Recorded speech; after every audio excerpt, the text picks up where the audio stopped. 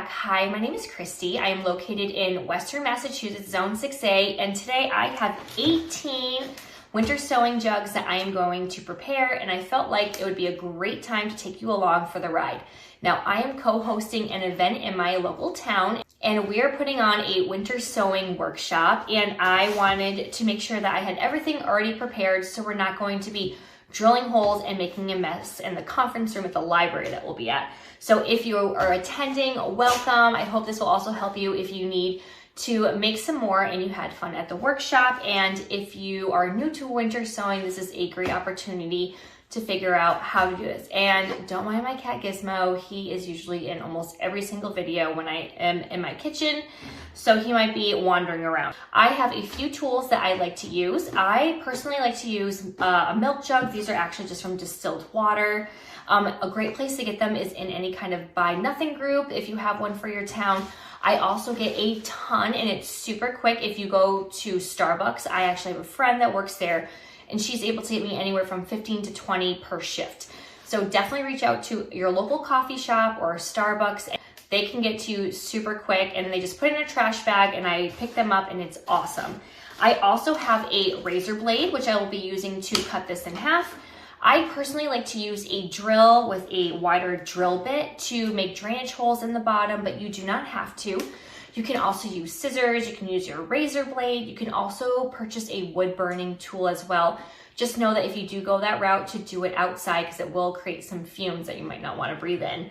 And as an extra step, I also have my hair dryer. You do not have to do this whatsoever, but I do like to remove the label. I will put my blow dryer on a hot setting, and I just let the air go on the label for a little bit, and it makes it so much easier to peel off. That way you're not using any kind of Goo Gone or scraping at it with your nails. So with these tools, I'm going to show you how I get my winter sowing milk jugs ready. All right, so I'm turning the camera around so I can plug my blow dryer in. Again, this is totally optional.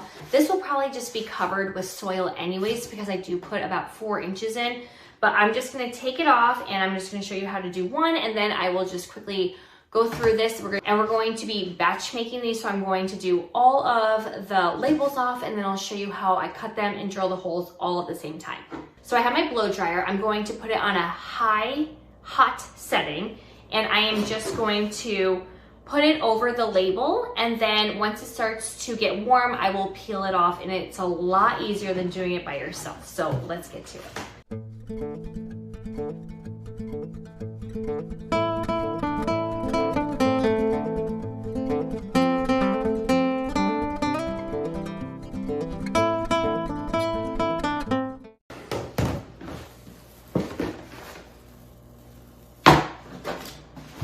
All right, and there you have it. It came off pretty darn good, and then it might pop, but then we can just pop it back out when we cut them open. So I'm going to do the rest of them, and then I'll come back in a minute.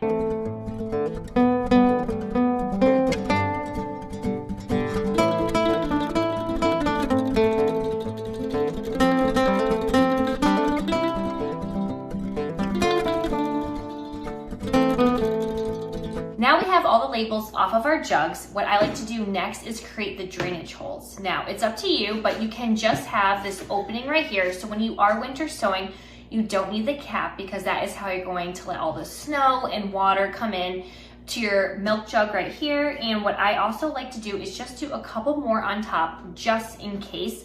These will start to dry out once it warms up, so it'll be up to you to check in on them and make sure that they don't dry out. I usually will just use a hose and quickly spray it. I do now have that automatic spritzer, so I can just stick that in, and it can also water my plants as well. And the most important thing is making sure you have drainage holes on the bottom. Sometimes I like to go overboard and put in anywhere from like 8 to 12 holes, but you want to make sure that if it is raining or there's a lot of snow, or here in New England with the snow and the really cool temps, these will actually freeze, and then once it starts to warm up, it will thaw. You want to make sure that all that extra moisture can get out, so you are not rotting all of your beautiful seeds in here, and then you'll end up with a jug that has nothing in it. So I like to take either a bowl, or what I usually use is a old coffee canister. I use that for separating seeds. And just so that way your jug isn't going all over the place and you don't create a hole in your own body, I will put that here just to help it stay still. I really like this one because it will help it not slip and slide. I probably will put at least 6 or 8 holes in here. And I just use a drill. It just is a lot quicker. You can also use a razor blade if you would like. You can just stick it in there and give it a good twist. Same thing if you have some really sharp scissors. You can even just make some cuts on the edges. Or if you have the wood burning tool, that works as well, but it does create a smell and some fumes. But I found this works. I don't even know what size drill bit this is, but you just need a bunch of them in there. So all you have to do is just make some holes and then you'll be good to go.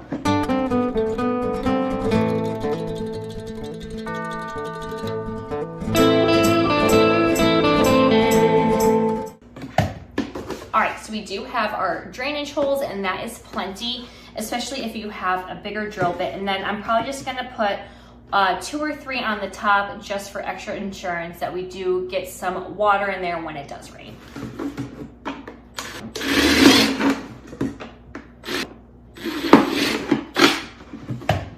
All right, so we do have 2 more in there, and then this is going to be good to go. I am going to do the rest in a minute, but I'm going to show you what the next step is. So once you have your drainage holes, I like to take a razor blade, and they don't have to be precise, but what I like to do is give it a good 4 inches. So I will start right here towards the handle. Now, I will leave a good inch or 2 by the handle where I will not cut it. So I'm not gonna go fully all the way around the jug.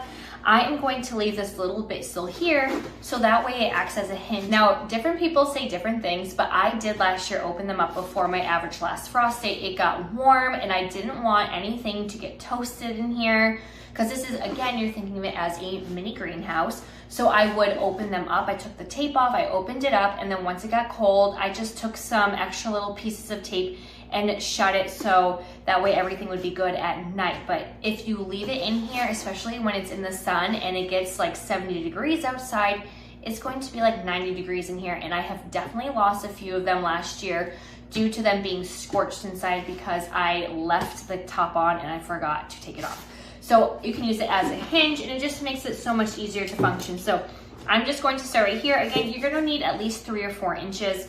You don't have to measure it out, but you can be precise if you want, totally up to you.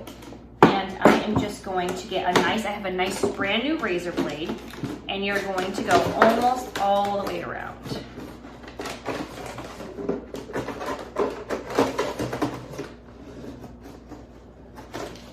So I didn't cut it all the way around, so as you can see, it acts as a hinge. So when it gets warm out, I will leave it open like this, and then I'll just put a little piece of duct tape or even masking tape right here in the corner. And it does get windy where I am, so I will put a little piece of tape in here just so it doesn't flap off. But this is exactly what it's going to look like.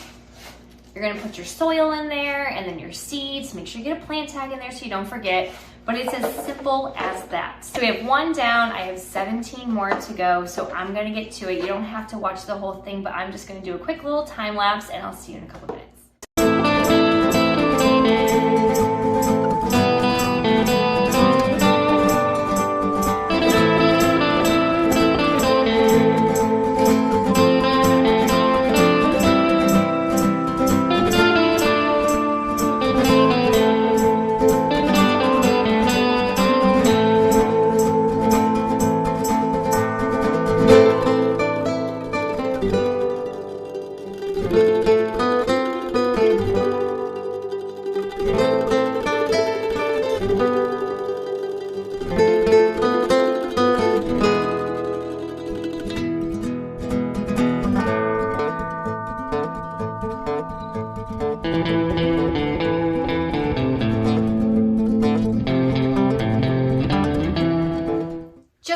We have all 18 jugs ready to go for this weekend's event. I'm super excited to be teaching this workshop, and I think it's gonna be super helpful having these ready to go. I hope you also found this helpful. Make sure you check out the description below. I'm going to link some of my other winter sowing so that way you can see what I've already started, such as perennials and some cool hardy annuals. I probably have a few more that I'll be sneaking in, and then come mid-March, I will be winter sowing, or spring sowing if you would like to call it, all of my warm loving annuals. I know a lot of you are questioning the choice of doing zinnias in here, but I promise you it works. I do it about 1.5 to 2 months before my average last frost date. So we will be doing a lot of milk jugs with zinnias. I'm aiming for at least 20 of these just with zinnias alone, especially the ones that I put in my border out front. So stay tuned for that. In the description, I will also be linking the Facebook group for winter sowing. It will give you so much more information, especially if you choose not to go with the milk jugs and you want to do either the Ziploc bags or the potting containers inside of a large Sterilite bin. And you can also use 2 liters or Gatorade bottles or salad containers. I just really like these, especially because such as my zinnias, my cosmos, and my marigolds, they get super tall really fast. So with the 3 to 4 inches in here of the soil, some of them were even peeking out of the very top. So I like that these are nice and tall. I've also seen people use like the Tidy Cat like litter or like big orange juice or other juice box containers. You just, again, want to make sure that the light can shine in, so anything clear and translucent is going to work great for these. And if you would like to stay updated with all winter sowing and any type of cut flower, or pretty soon we're actually going to be starting peppers and tomatoes. Yes, I like to start mine in February. Make sure you go ahead and click like and subscribe and hit that bell button, and I'll see you all next time. Happy gardening.